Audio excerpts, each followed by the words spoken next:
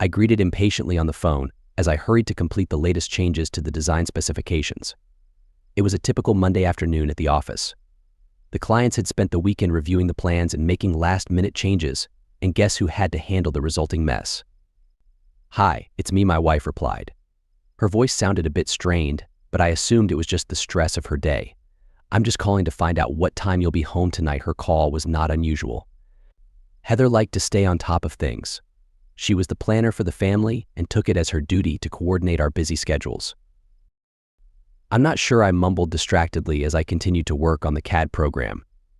Joe handed me a bunch of last-minute changes to the Johnson project, and we needed to get them to the contractor by tonight. "If everything goes right, we should be done in a couple of hours, but don't hold dinner for me.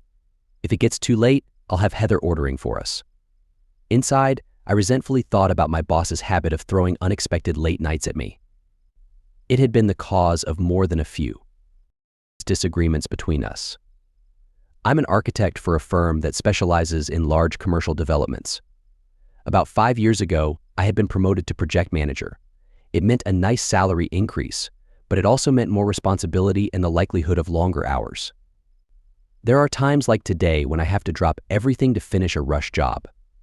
Timing can be critical. Any delays in getting the plans to the builders could result in severe performance penalties to the firm. This could also cause a severe penalty to my bank balance, as my firm did not look kindly on project managers who didn't deliver. The problem was that there was often little or no warning on these rush projects. It didn't help that the last few years had been tougher than normal. My team was a victim of its own success. We had successfully completed a series of jobs for tough, demanding clients, and as a result, we had gained a reputation for getting the job done. It seemed like every demanding client that came to our firm was now asking specifically that we be assigned to their project. As a result, I had to deal with a succession of picky clients with lots of last-minute changes. Even when the demands were unreasonable, my boss expected them to be met. Privately, he would agree that the client was being outrageous, but publicly, he told me to do my job. I guess he was persuaded by the fact that the firm was making the clients pay a lot for each and every annoyance that they put my team through. So my team was earning great bonuses and lots of respect, but the hours were exhausting us. I'm the type of person who likes to spend a lot of time with the family and be involved in my kids' lives. Just that week, I had put my foot down and told my boss that things had to change. The extra hours were affecting team performance, and I was in danger of losing some of my best people if things didn't change. He had reluctantly agreed, and we had set up a meeting to discuss creating more reasonable deadlines. I wasn't exactly sure why Heather was so bothered by my overtime. After all, she put in a lot of hours at her job too. I never complained, well, not too much.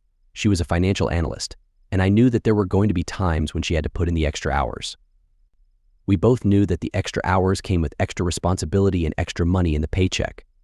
We had learned to work around it, and we both made sure not to let the job get in the way of our family time. But the complaints had been getting worse. "I'm sure Heather will give you anything you want," I responded sarcastically. "Try to make it home before midnight. We have things to discuss." I mumbled a quick goodbye before turning my focus back to the computer. In hindsight, I missed the clues in her tone. I had only given her part of my attention because I needed to complete this job. I was in a rush to finish up and get home. I probably should have paid more attention to what she was saying, or more importantly, to how she said it. It was only later that I realized the phone call had been a classic no-win situation. If I had stopped working and taken the time to talk with her, then it would have taken longer to get the job done, and she would have been upset because I was even later getting home. But by choosing to hurry through the conversation in an obviously distracted manner, she felt slighted. No matter how I had responded, I confirmed her fears about my priorities.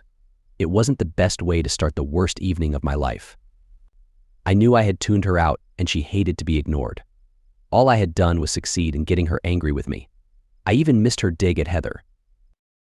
Heather had been hired as my personal assistant right out of college about 3 years ago.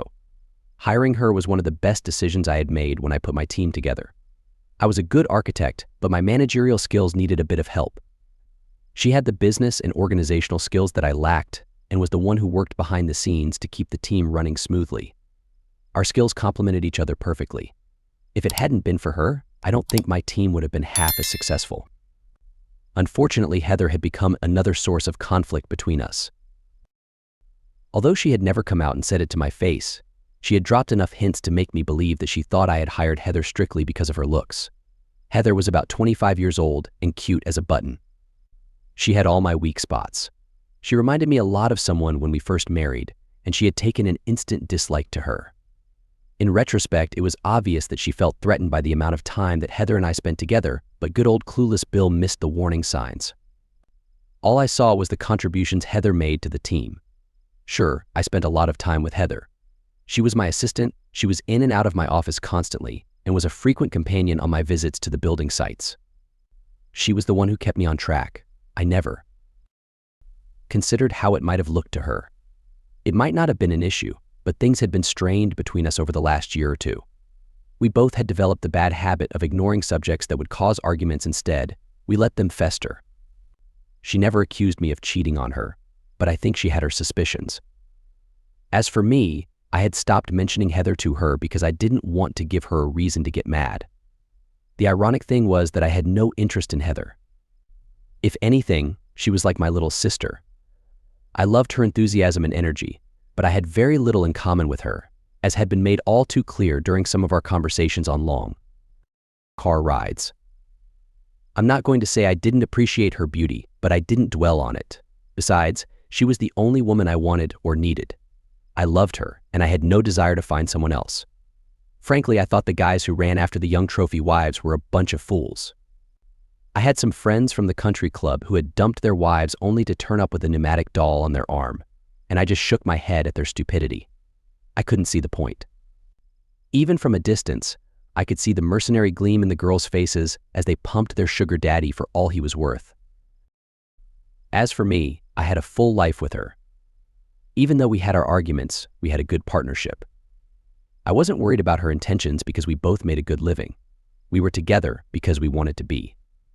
She was the one I wanted to grow old with. I finally finished up and sent the revised blueprints off to the contractor around 8.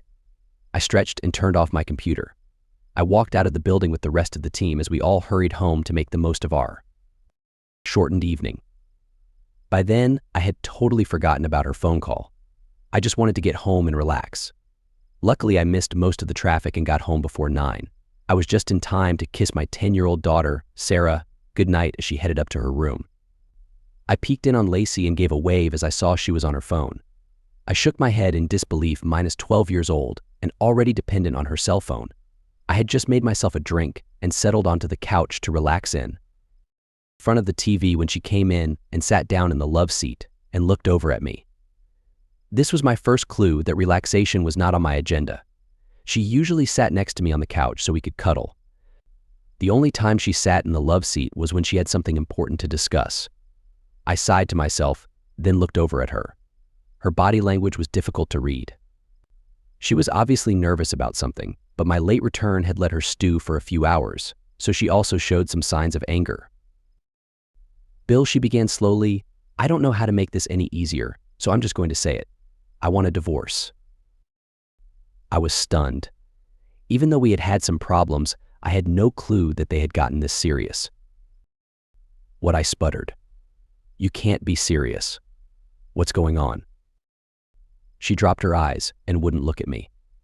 I sat there staring at her. Of course, the first thing that my mind did was to examine my behavior to see what might have caused this.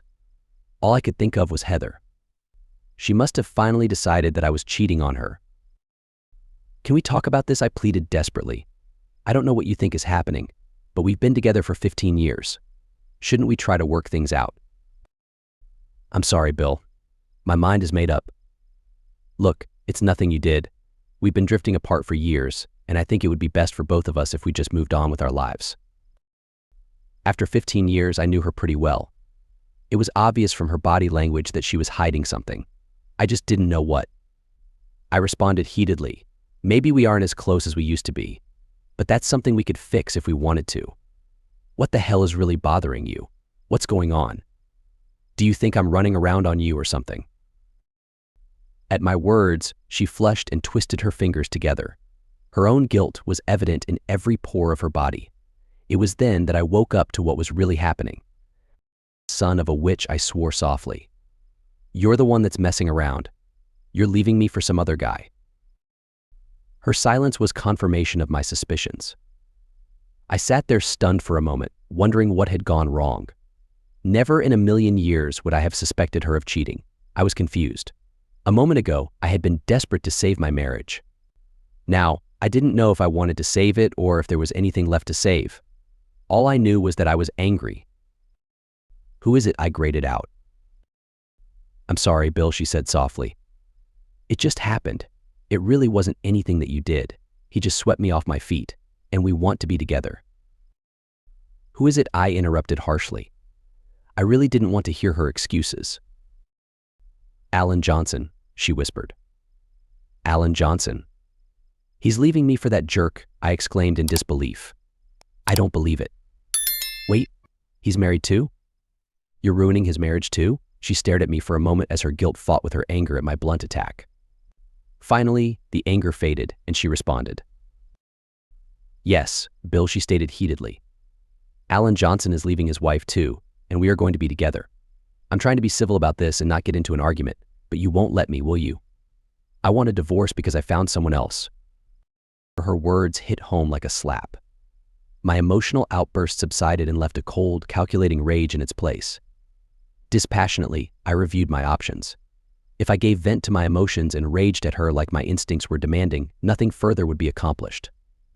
In fact, it would be impossible for us to have a meaningful conversation. Alternatively, I could wall myself off and try to approach this as coldly as possible. It was the mental anguish that forced my decision. I could not stand the emotional pain that her revelations had caused. To function, I needed to shut down all my emotions. The only way I could deal with her was to shut her out. I threw a shell around my anger and looked at her dispassionately. "Fine, you want a divorce. You got it. It will save me the effort of doing it myself." Her reaction to my words was curious. Even though she had done her best to push me away, my willingness to give in stung her. She was more conflicted than she was letting on. I could sense that, at some level, she was not totally committed to the path she was taking. I sat there musing for a few moments, considering her reaction, half listening to her as she started to mouth the usual platitudes that are used at a time like this. The last thoughts were spouted by someone trying to let someone down gently. "You know the routine. She didn't mean to hurt me. She still cares for me, and she still wants us to be friends." All that happy talk I had no interest in hearing. I don't think either of us really believed a word of it, so I zoned off into my own thoughts for a few minutes while I tried to make sense of what had just happened. It was only natural that it took me a moment to come back into focus when she nervously moved on to a new topic. As I mentally reviewed what she had said, I was sure I had missed something important. "What did you say?" I asked incredulously. In exasperation at me, she said, "I said that we need to figure out what we are going to do. I know I sprung this on you suddenly, so I don't mind if you move into the guest room for a few days while you find a place to live." I couldn't believe it. Of all the nerve. She cheats on me, tells me she wants a divorce, and expects me to move out. It wasn't going to happen. "What do you take me for? An idiot?" I blurted out. "I'm not going anywhere. Why should I leave? You're the one that's asking for the divorce, not me." She looked stunned. I don't think she expected me to challenge her. But I laughed bitterly and interrupted her. "Did you honestly expect me to move out? Tell me, what was your plan?" I mocked. Was Alan going to move in and take my place? Her gasp told me that I was close to the mark. "Like hell," I grated. "This is my house, and no one is coming in here to take my place.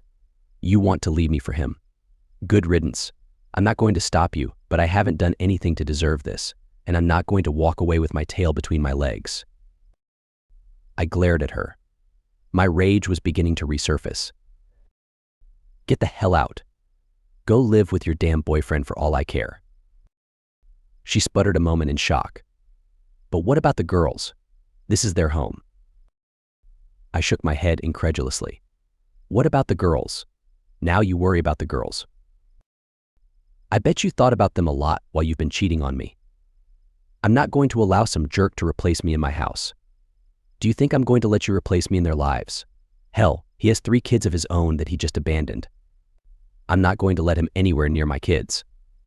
I stared at her and told her in a cold, deliberate tone, "If you want to leave with your lover, go. There's the door. But the kids stay here with me. You can visit them whenever you want, and maybe you can explain why you destroyed this marriage. I'll never stop you from seeing the kids. But I'm warning you, keep that jerk away from them. I'll give you a choice, just like you wanted to give me. You're welcome to the guest room if you want to stay here with the kids while we bring this mess to a conclusion. But it's not going to hurt me in the slightest if you get out of my life right now. Make no doubt about it. I'll be damned if I'm going to let you push me out of my house or away from my kids." That was the end of coherent conversation. She responded angrily, and we quickly degenerated into accusations, yelling, arguing, and name-calling. I was furious. I couldn't believe she thought so little of me that she could try to walk all over me like that. I don't know where it would have ended if Lacey hadn't come downstairs to find out what was going on. Seeing her in the doorway, horrified at the sight of her parents engaged in a screaming argument, was enough to throw cold water on both of us. I like to think that we were good parents. One look at Lacey was enough to shift our focus. Regardless of our problems, one thing we could still agree on was a desire to avoid putting the kids into the middle of our own private battleground. The only way to break up the fight was to get away from her. With a mumbled comment to her about finishing this later, I went over to Lacey and asked her to come upstairs with me so we could talk. If the girls were going to stay with me, it was up to me to break the news. I didn't trust her not to tell them that they were moving out with her. Besides, I knew that the news was going to hit them hard. I wanted to tell them about the impending divorce as gently as I could. I led her upstairs and saw Sarah cautiously peek her head out of her bedroom door. She had obviously heard the screaming as well. I waved her over to join us as we went into Lacey's bedroom. I'm not going to go into details on that conversation. Suffice it to say, it was painful for all of us. I tried to walk a fine line. Despite my anger and harsh words downstairs, I knew that the girls needed both parents to love them, so I tried hard not to demonize her. I'm sure my anger slipped out at times, but I purposefully avoided any discussion of exactly what caused the problem. There was plenty of time to discuss what happened at a future date. The last thing the girls needed at this time was to be forced to choose sides. So when they pressed for details, I merely told them that we were having problems we couldn't fix and were going to get a divorce. I tried hard to emphasize that they were not the cause of the problems and that we both still loved them. The girls took the news badly, just as I had expected. It was a shock to all of us. None of us had seen it coming. When Lacey pressed me for reasons, I had to shake my head in confusion. I really didn't want to tell the girls that she had found someone else. I just let it go with a comment that I was upset and as confused as they were. In the end, the girls cried themselves to the point of exhaustion, and I left them huddled together on Lacey's bed. I covered them with a bedspread and made my weary way back downstairs. I was thankful that she hadn't tried to insert herself into the meeting. She'd get her chance to talk to the girls later. With a heavy heart, I paused at the staircase landing. I dreaded going back into the living room. I really didn't want to fight with her anymore that night, but I had to talk to her. We needed to discuss how our breakup would affect the girls. When I returned to the living room, I saw her hastily putting away her cell phone. I assumed that she had been talking to that jerk Johnson, telling him what had happened. It should have infuriated me, but at that moment I was too exhausted to care. It was just another sign that the marriage was over. From the blotches around her eyes, it was obvious that she had been crying too. She looked up at me apprehensively as I sat down. It puzzled me for an instant, and then I understood. She was afraid of what I had told the girls. She thought that I had told them about her affair with Johnson. She was concerned that I had given in to my anger and blamed her for everything. She thought that I had taken the opportunity to turn the girls against her. I shook my head in disgust. Jesus Christ, give me some credit. I might hate you right now, but you're their mother. They need both of us. I'm not going to try to turn the girls against you. My eyes glinted as I leaned forward. Let's set one ground rule now. We're getting divorced, not the kids. I don't want them dragged into the middle of this. I won't trash you to them, and I expect you to do the same.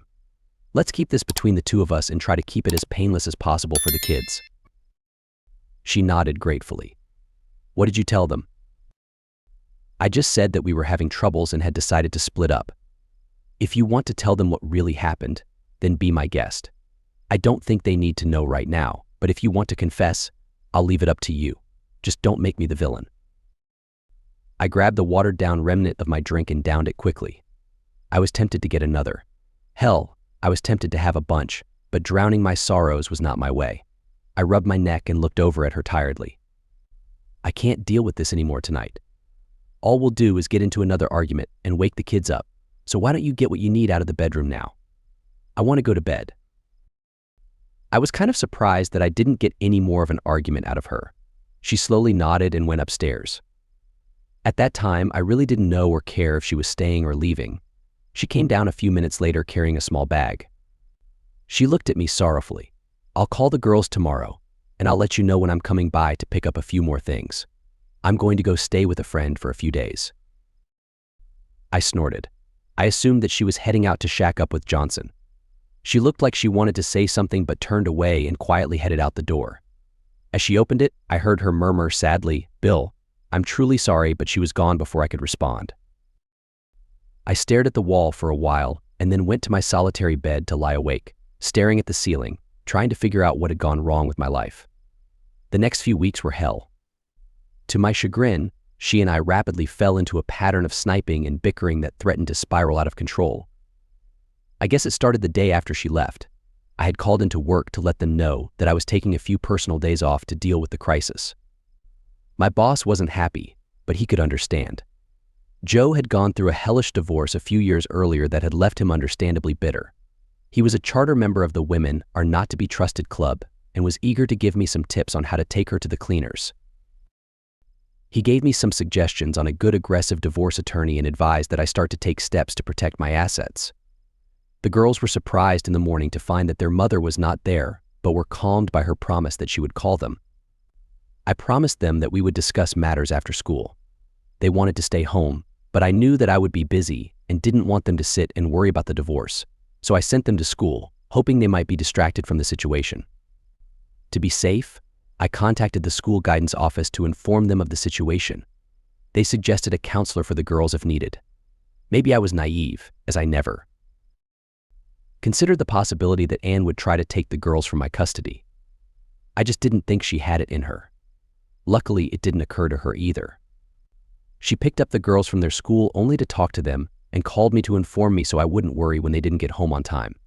Still, I paced and worried until I saw her car pull up. I was not feeling too charitable towards Anne. During the day, I had learned some new information about what was going on. I had a pretty good idea of what had triggered her decision, and I was upset. I had received an unexpected visitor a few hours earlier, Claire Johnson. Claire was Alan's wife. She had come to expose her husband's sordid affair with Anne. Claire had been tracking them for about 2 or 3 months and had all sorts of evidence that she wanted to show me. She had managed to get photographs and videos of them together. I took note of it, but declined to see it all. I didn't want to know the details or watch my wife with Alan Johnson.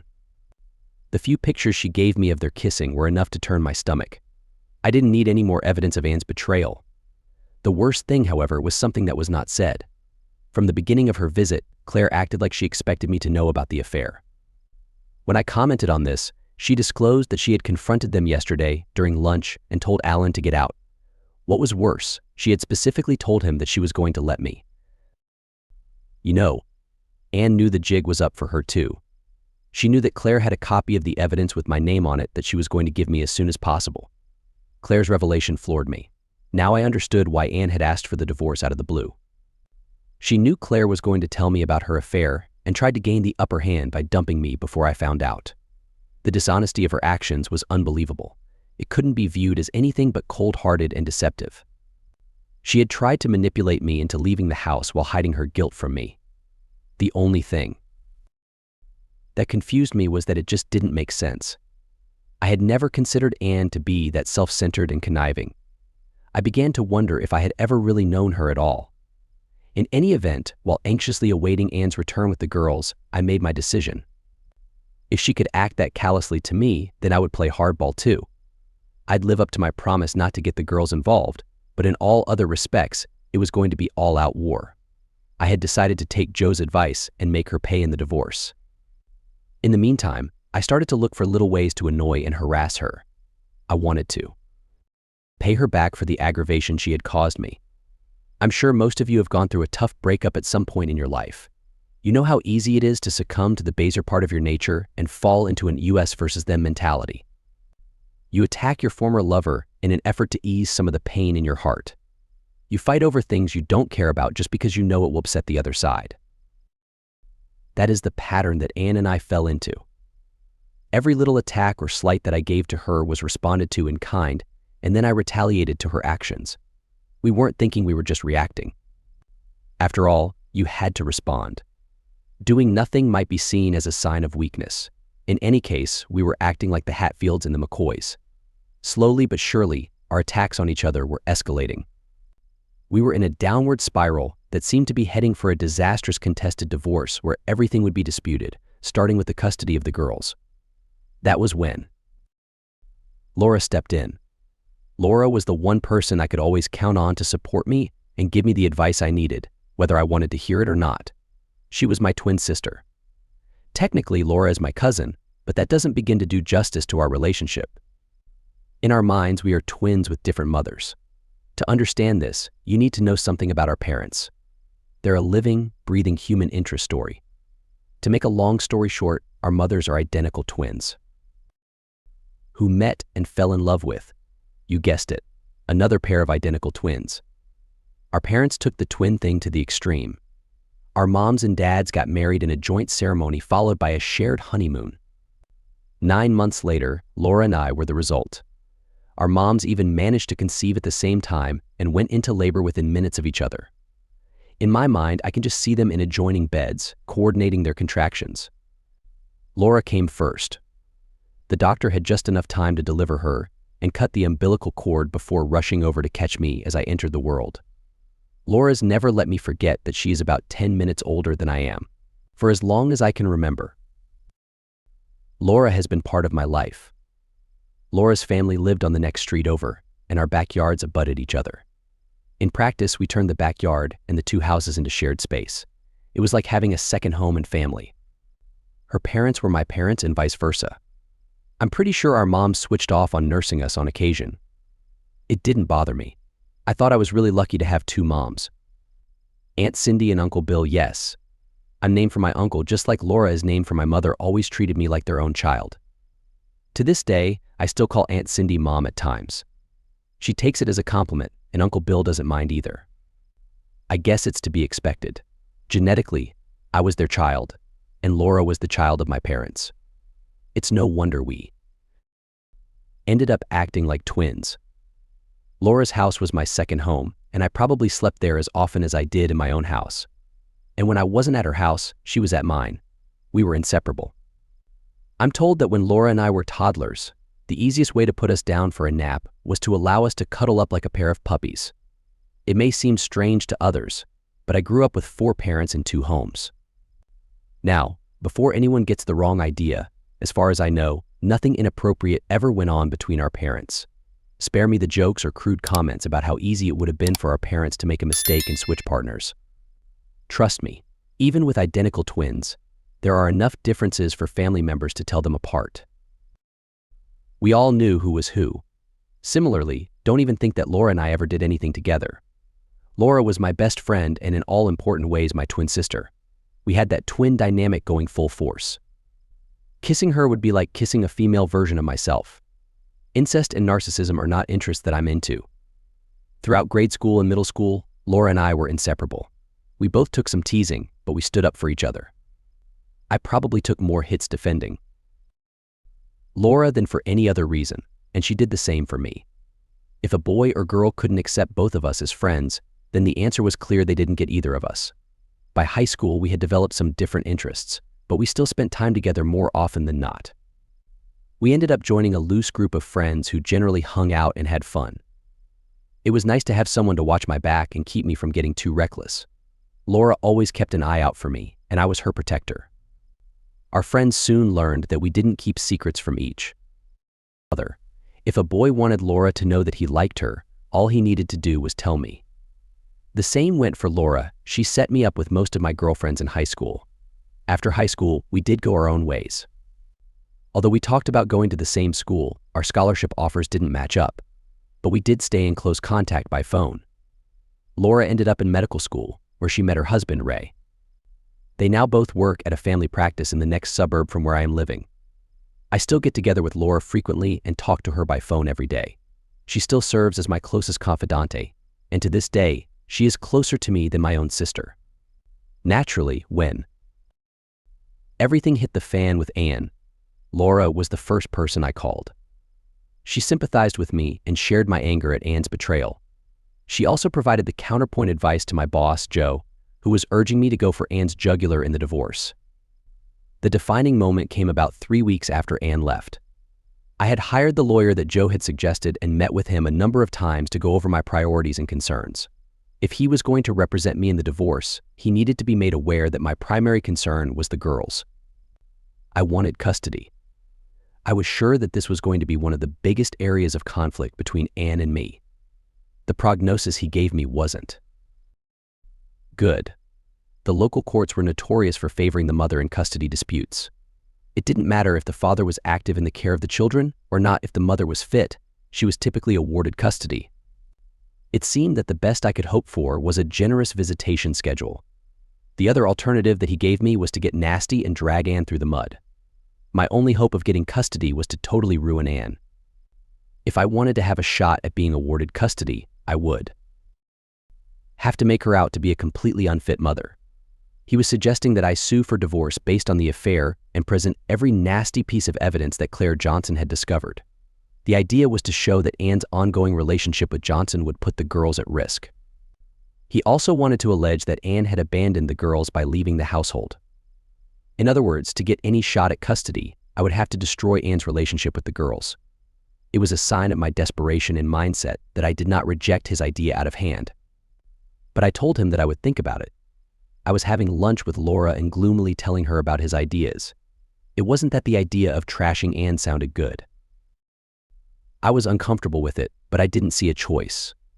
I really didn't want to get the girls involved, but my conflict with Anne had deteriorated to the point where I needed to fight her on this, just because I knew she wanted custody. I wasn't thinking about what was right or wrong anymore, just about how to beat her.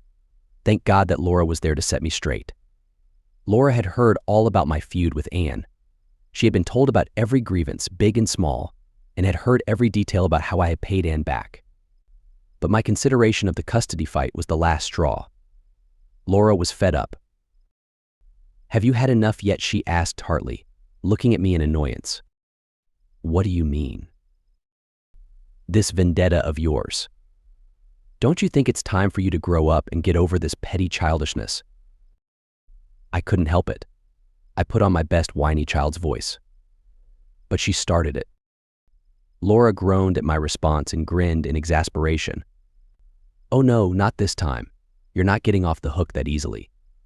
Look, Junior, I've sat here and heard you cry and moan for the last 3 weeks about Anne and what she did to you. Well, it's time to grow up and get over it. Stop reacting and start thinking." It wasn't until that point that I realized Laura was trying to be serious. I had thought she was just kidding me, trying to get my mind off my troubles. Laura looked at me seriously.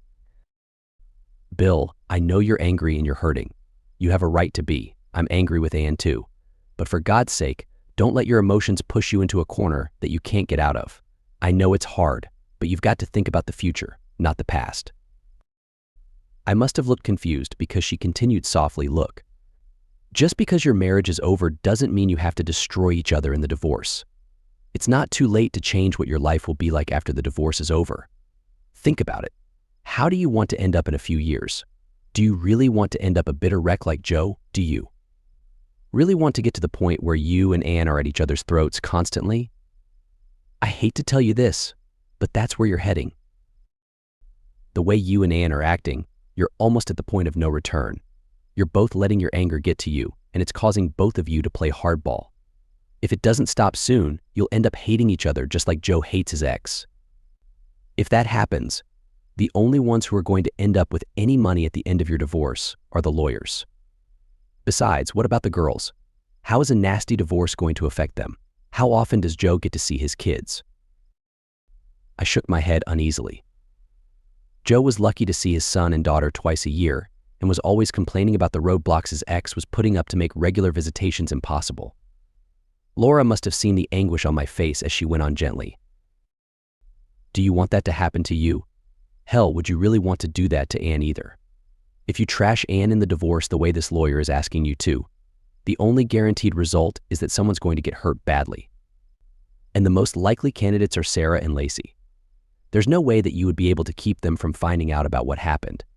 A fight is going to force them to choose sides. They are going to see you blaming Anne for the divorce. And then Anne is going to try to get back at you and make you out to be the villain. There's a good chance that they're going to end up hating someone, and they'll end up being pawns in this little feud you have going on. It's a lose-lose situation for everyone. When you told Anne that first night that the girls needed both parents, that might have been the last smart thing you said. Can't you see what you and Anne are doing? This isn't just about you and her. What about Sarah and Lacey? They're going to need both of you in the future. I gazed at Laura. She had hit my weak spot, and she knew it.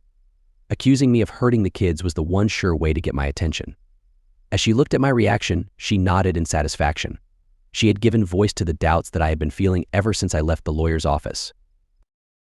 So what do you want me to do? I demanded miserably. Give up and let Anne have custody and hope that she is willing to give me visitation rights. It's a no-win situation. Laura shook her head. There is another choice, but that lawyer of yours doesn't see it. All he knows how to do is fight and claw. Ray's been talking to a friend of his, and he asked if you had considered sharing custody. The courts will go for it if the parties are willing to work together. I think you have a chance at cooperating, but it's got to start now. Call off the feud before it's too late, she urged. You need to take the first step and ask for a truce. Maybe if you sit down and discuss things like adults, you can come up with a solution you both can tolerate. You both love those girls to death, and you both are exceptional parents. If you two can manage to be civil to each other for a few hours, I think you can come to a solution. Laura smiled. After all, the one thing you two still agree upon is the girls' welfare.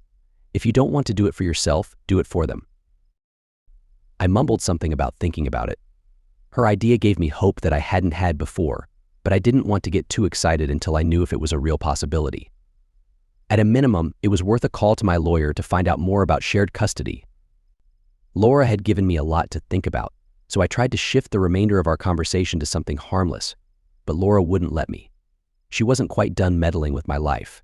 She had just gotten up a full head of steam. Heather called the other day. She's worried about you. The girls are worried about you. Hell, even Ray is worried about you. When are you going to get your head out of your ass and stop moping around? You're getting divorced. So what? Deal with it. It's not the end of the world. You've got to get on with your life. Focus on the future and not the past. You've got to plan ahead, she urged. Think about the future instead of letting this divorce turn you into a bitter wreck like Joe, who can't trust anyone. Try to think of the bright side. What bright side? I interrupted morosely. Well, for one thing, if you play your cards right, you'll end up with more than you can imagine, she stated bluntly. I looked at her in amazement. She always could find a way to shock and surprise me, but this one came from left field. Sure, when we were younger, sex and dating had been frequent topics of conversation. She had supported me in my first attempts to explore the mysteries of the opposite sex. In a way, she had been my guide in the strange and mysterious realm of all things female. She gave me practical advice on the types of things I could do to attract and keep a girl's attention. I had tried to do the same for her as she tried to understand boys, but we had stopped playing that game by the time we were 15. She had done it again. First, she gave me a well-deserved kick in the rear for playing with my future with the girls. Now she's giving me advice on love. What's next? Is she going to start arranging dates for me? She noticed my expression and smiled. I figured that would get your attention, she said dryly. You've got to look at this as an opportunity. How many divorcees and widows our age are there at the club? How many guys do you know who've thrown away perfectly good marriages for a young fling? They're all just waiting for you. Laura snorted in amusement. Hell, some of them are champing at the bit. As soon as word got out about your split with Anne, I had a couple of my friends ask me about you. Off the top of my head, I can give you half a dozen names of women who would love to comfort you. I must have looked doubtful because she shook her head in exasperation. Don't you get it? A lot of women are in the same boat as you. Their husbands cheated, or they got dumped for some trophy wife. A lot of them are just looking for someone they can relate to, someone who knows what they went through, someone they can trust. You're the answer to their dreams. You're a trustworthy guy who might be in the market for a dependable woman.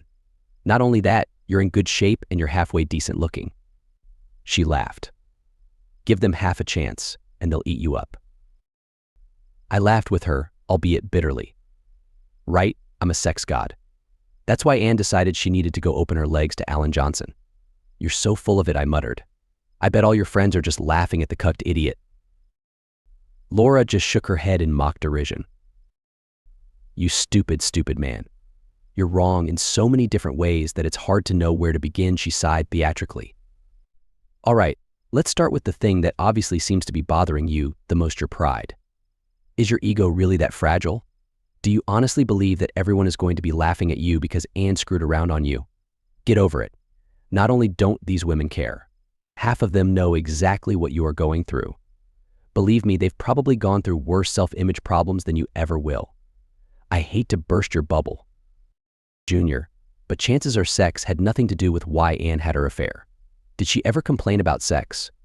Unlike guys, most women don't have affairs just because they're looking for something new in bed.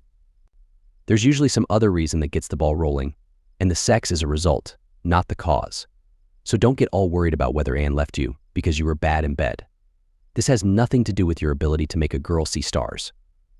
Hell, if you remembered half of the stuff that I told you about when we were younger, you're better than most guys I've heard of. For what it's worth, I'm almost positive you're better than a self-centered jerk like Johnson. You may not be a sex god, but who says you have to be? The women that you are going to be interested in are much more interested in what's here. Laura pointed to her head, and here she pointed to her chest, than what you're packing down here at this. She pointed to my crotch. You have nothing to worry about. I love you, twin, but sometimes you can be dense. What in the world do you really think these women are looking for? Do you honestly believe that they are just looking for some quick sex? Women our age are looking for more than that. They want someone nice, someone they can feel comfortable being with. They want someone who is interested in them as a whole person, not just as a toy to use and discard. They want a little romance and someone to make them feel better about themselves. You fit the bill on all counts. You're a nice guy, clean, honest, dependable. You have a good job, and you're usually somewhat intelligent. You can even manage to hold up your end of a conversation. That's why my friends want to meet you. If you turn out to be good in the sack, that's just a bonus. Laura went on intently. No one is going to think less of you because Anne left you. Hell, the hardest part is going to be keeping a date from turning into a trashing session. If you tell them about it, all they'll think is that Anne was a fool for cheating on you and a fool for letting you go. And they'd be right. Laura stated bluntly. She's going to figure it out before too long. The best part is, if you really want to make her pay, you don't have to do anything but be yourself. She may not know it yet, but I'll bet you a case of wine that she's going to be miserable in a few years. Her pep talk had raised my spirits a little, and I definitely perked up at her last statement. She noticed and gave an evil little chuckle and leaned forward. Think about it. She was jealous and suspicious of you just for hiring a young assistant. How is she going to deal with a slime bucket that she knows will go out and cheat on his wife? It's only a matter of time before he cheats on her too. And she knows it. She gave you up for a pile of fool's gold. So you see, you don't have to make yourself miserable in the divorce to pay her back. If you really want to make her regret what she did, just go on with your life and be yourself. You can afford to be civil to her because you are set to have your cake and eat it too. You might get through this divorce and actually have some fun with your life. I took a few minutes to think in silence. Then it all came to me. Okay, Laura, I heard whatever you had to say. I understand all the nice truths and all the welfare for the daughters thing. Now, tell me a few things. What happens if my daughters come to know about why we're getting divorced? Hold on. Let me rephrase it for better clarity. What happens when my daughters come to know the truth? I repeat, the truth that their mother cheated on their father. Laura was silent. Just as I thought. You would not have an answer. Let me tell you what will happen. They will feel bad, they will be sad, but they will know the truth. They are still young for it, but I now definitely want to explain what happened between us. She did not just cheat on me. She cheated on the father of her daughters. She walked out on the family, so she deserves what is coming to her. In fact, I'll make sure that all our family members and friends on both sides know the truth. You said that I will end up hating my cheating wife. Well, why should I feel different? She cheated on me. Why show sympathy or any fake emotion when you can show your true emotion? Do you want to tell me that a man has to pretend that he does not hate her? Just like love, hate is a pure emotion. After all that she did to me, she will get my purest of emotions. Besides, I will fight for custody of my kids. She played, now it's time to pay. Laura was still silent. Now, my last question. You stated that my daughters need their mother. I agree that they need a mother. Is my scum-sucking wife the best option for them? Just because she gave birth to them, breastfed them, and took care of them until now. Is she the best for them? How do I accept that an immoral, cheating woman who went out of the marriage is a great example for them? What will my daughters learn from her? Cheat, get divorced, take the kids, take money from the ex-husband, and have sex with a new partner. Tell me, who will be a better example? A divorced father who wrecked a cheating woman in court, or a scum-sucking cheating woman who was in bed with a father of 3? Go ahead, I am waiting for your answer. I still think you should talk to your wife and try to think about the daughter's Laura's side. Women, are they all that stupid, or is it me who has such bad luck with them? I walked away and went home. The next morning, I called my lawyer. I will pick the alternative option that you gave me. We'll trash Anne and take my daughters. Sure, I'll call you once it is done, he said. 5 days later, meanwhile, I had shared the evidence with every person who knew us via an email titled Anne's Love. I got a lot of calls from Laura. Did that satisfy your ego? She asked. Oh yes, it did. Now that everyone knows her true colors, I am happy. Did you talk to the daughters? Well, I have tried to explain what their mother did, but I could not tell the whole thing. I just told them that their mother wanted to replace me with someone else. What was their reaction? Laura asked. They were angry. They said that they would have never let anyone replace me. Didn't she call you after this? Oh yes, she has been calling nonstop. She has even sent me threatening messages. Her new lover also called and tried to get nasty with me. I told him to go screw himself, and we both laughed. I am sorry. I just thought things could work between you two. I was just thinking of the daughters. I did not have any intention of hurting you, she sighed. I don't get hurt anymore, Laura. I just need to get ready for the fight that is waiting for me at the court.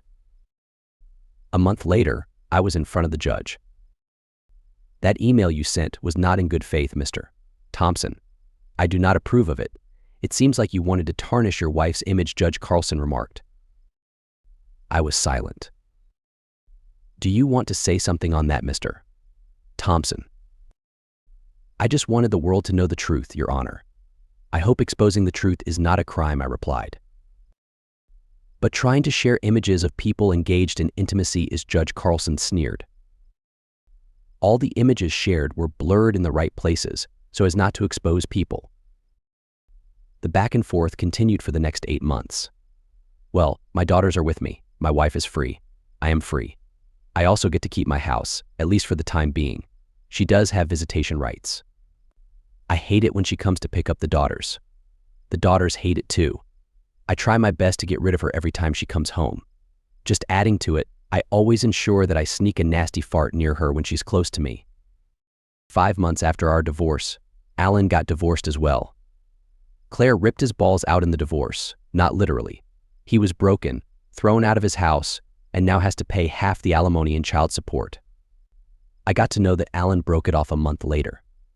Alan blamed her for his divorce and then retaliated with violence. If only I could watch, I thought. Claire is living in a condo and paying child support. She has tried on many occasions to reconcile, but I shut her down before she can start. My fart has its effect. My relationship with Laura did take a hit. I don't get along with her like I used to before our last meeting. I don't know why, but I feel it is best if I stay away from her and keep my daughters away as well.